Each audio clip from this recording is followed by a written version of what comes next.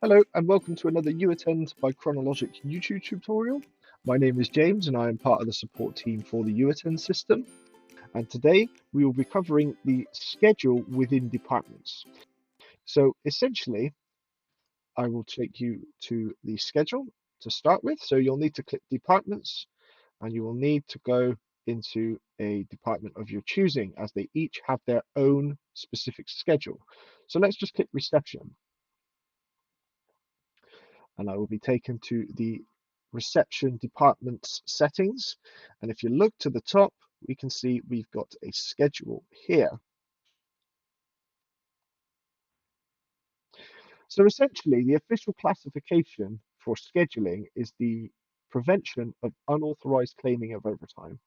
So what that means is if you have specific working patterns that your employees work, you can set them here so that they are not paid before or after a certain time has been met. Let me show you an example. So let's say on reception, all my team work Monday to Friday, 9 to 5. So I'm going to set all of the days that the schedule applies to. So Monday to Friday, 9 to 5. There we go. I've enabled that for those days. And the first thing I'm going to do is populate the schedule with the times. So it's 9, I'm just copy and pasting, to 5. 17 as it's 24-hour clock. Perfect. So I have now set up the start time and the end time. And this is where the really handy bit comes in. You can see here that we've got a start zone and we've got an end zone. So if I click the start zone, you will see that we've got here 15, 30, 45, and 60 minutes. So the maximum we can do is 60 minutes. So if I put that to 60, what this means is if your employees clock in up to 60 minutes before the start time, because it's the start zone, their time will be rounded towards 9 o'clock. So if I give you an example, if I came in at say 8:02, some staff do like to come in a little bit early. My time is within the 60-minute start zone. It will be rounded forwards to 9 a.m. And I can do that for all of these. So I'll just put that to 60 minutes here. And the same works for the end zone. So what you could do here is we've got an end zone. So what this means is it's the same, but the other way. If my staff clock, if I put an end zone of say 30 minutes, if my staff clocked out at say 20 past 5, it is within the 30-minute end zone, and therefore their time will be rounded back to 5. So I could put in the 30 minutes. And there we go.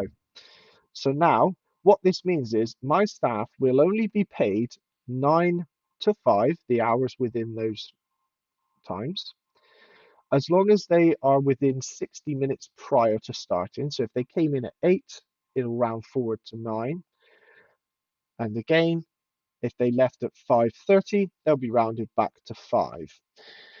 If an employee came in prior to 8 a.m., so this is outside the 60-minute start zone, it will record the time that they come in from and pay them for it. The maximum we can do is 60 minutes. We cannot do any larger than that. And the same goes for the end zone. If an employee clocked out at, say, 5:45 or 17:45, they would be paid the entire 45 minutes as they have worked on outside of the end zone.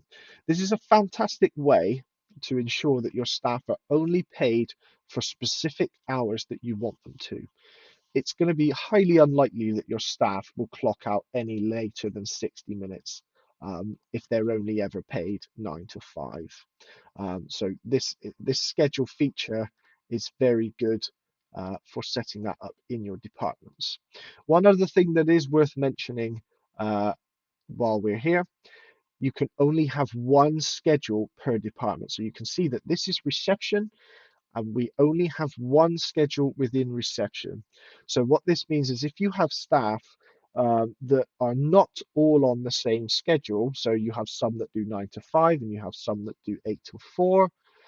You will need to create separate departments if you want to take advantage of this feature. However, for structured shift patterns, such as myself, my particular job is Monday to Friday, 9 to 5. This feature will ensure that they are only going to be paid the hours from 9 to 5, minus any deductions if you have any, and as long as they're within the start and end zone times that you have here. Thanks for listening.